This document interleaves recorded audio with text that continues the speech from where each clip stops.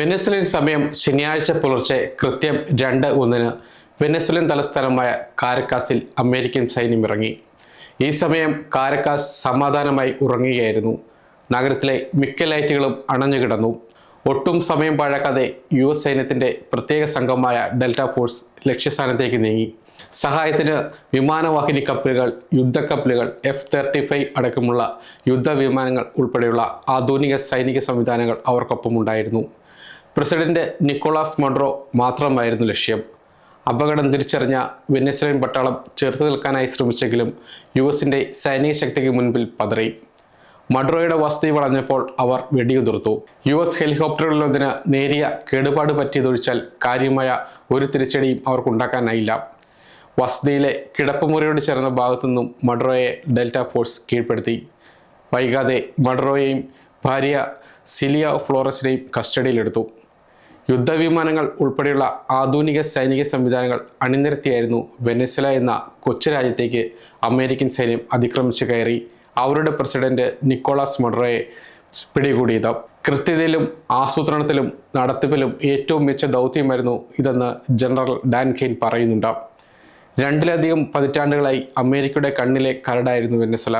US president സ്ഥാനത്തേക്ക് Donald Trump വീണ്ടും എത്തിയതോടെയാണ് വെനസ്വേലയെയും മഡുറോയെയും America ഉന്നമിട്ട് തുടങ്ങിയത്.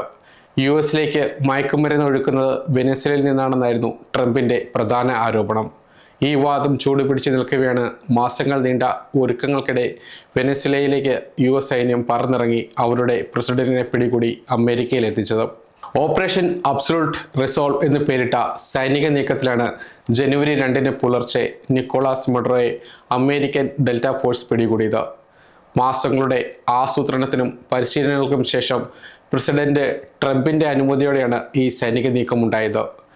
മറ്റൊരു രാജ്യത്ത് കടന്നുകയറി അവരുടെ പ്രസിഡന്റിനെ പിടികൂടിയ ഈ നാണിപ്പിക്കുന്ന സൈനിക നീക്കത്തിനായി അമേരിക്ക ഉപയോഗിച്ചത് 150-ലധികം വിമാനങ്ങളാണ്.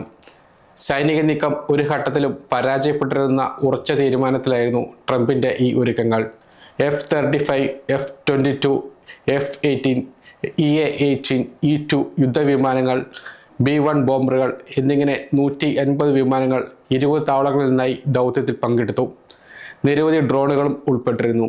CIA, NSA, NGA തുടങ്ങിയ ഏജൻസികളുടെ രഹസ്യാന്വേഷണ വിവരങ്ങൾ ഈ ഓപ്പറേഷന്റെ വിജയത്തിന് നിർണായകമായിരുന്നു.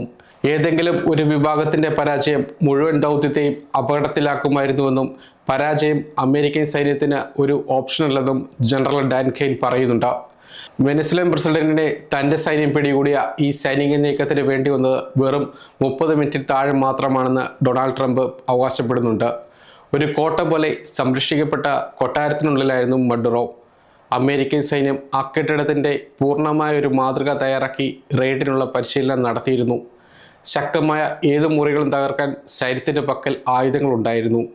എന്നാൽ മഡുറോയ്ക്ക് സുരക്ഷിതമായ സ്ഥലത്തേക്ക് സമയത്തിനെത്താൻ കഴിഞ്ഞില്ല. ഇതിനിടെ തൻ്റെ ഫോഴ്സ് അവരെ പിടികൂടി. തലസ്ഥാനത്ത് കുറഞ്ഞത് 7 സ്ഫോടനങ്ങൾ റിപ്പോർട്ട് ചെയ്യപ്പെട്ടിട്ടുണ്ടെന്നും ട്രംപ് പറഞ്ഞു. നിക്കോളാസ് മഡുറോയെ പിടികൂടി US-ലെത്തിക്കാൻ ട്രംപ് നിയോഗിച്ചത് US സൈന്യത്തിൻ്റെ ഏറ്റവും രഹസ്യവും കഴിവുള്ളതുമായ യൂണിറ്റുകളിലൊന്നായ ഡെൽറ്റ ഫോഴ്സിനെയാണ്. ഭീകരവിരുദ്ധ സൈനിക നീക്കങ്ങൾ നടത്തുന്നതിൽ കേമന്മാരാണ് ഡെൽറ്റ ഫോഴ്സ്. ബ്രിട്ടന്റെ സ്പെഷ്യൽ എയർ സർവീസിൽ നിന്ന് പ്രചോദനം ഉൾക്കൊണ്ട് 1977-ലാണ് ഈ യൂണിറ്റ് രൂപീകരിച്ചത്. കാലക്രമേണ ഡെൽറ്റ ഫോഴ്സ് പ്രശസ്തി നേടി. 2019 സിറിയയിൽ ഇസ്ലാമിക് സ്റ്റേറ്റ് നേതാവ് അബൂബക്കർ അൽ ബാഗ്ദാദിയെ കൊലപ്പെടുത്തിയ ഓപ്പറേഷന് നേതൃത്വം നൽകിയതോടെയാണ് ഡെൽറ്റ ഫോഴ്സിൻ്റെ പവർ എന്താണെന്ന് ലോകത്തിന് വ്യക്തമായത്. മിഡിൽ ഈസ്റ്റിലുടനീളമുള്ള തീവ്രവാദ വിരുദ്ധ ദൗത്യങ്ങൾ നടത്തുന്നതിൽ മുൻപന്തിയിലുള്ള ഡെൽറ്റ ഫോഴ്സിനെ തന്നെ മഡുറോയെ പിടികൂടാൻ ട്രംപ് ഏൽപ്പിച്ചത് ഒരു ഘട്ടത്തിലും പാളിച്ചകൾ ഉണ്ടാകരുതെന്ന ഉറച്ച ലക്ഷ്യത്തിൽ തന്നെയാണ്. സമയം മലയാളം വാർത്തകൾ ഇനി ടൈംസ് ഓഫ് ഇന്ത്യ സൂപ്പർ ആപ്പിലും. ഇതിനായി പ്ലേ സ്റ്റോറിൽ നിന്നോ ആപ്പ് സ്റ്റോറിൽ നിന്നോ times of India app install ചെയ്യൂ. മലയാളം ഭാഷ തിരഞ്ഞെടുക്കൂ. വാർത്തകൾ ആസ്വദിക്കാം. എല്ലാം ഇനി സമയത്തിൽ.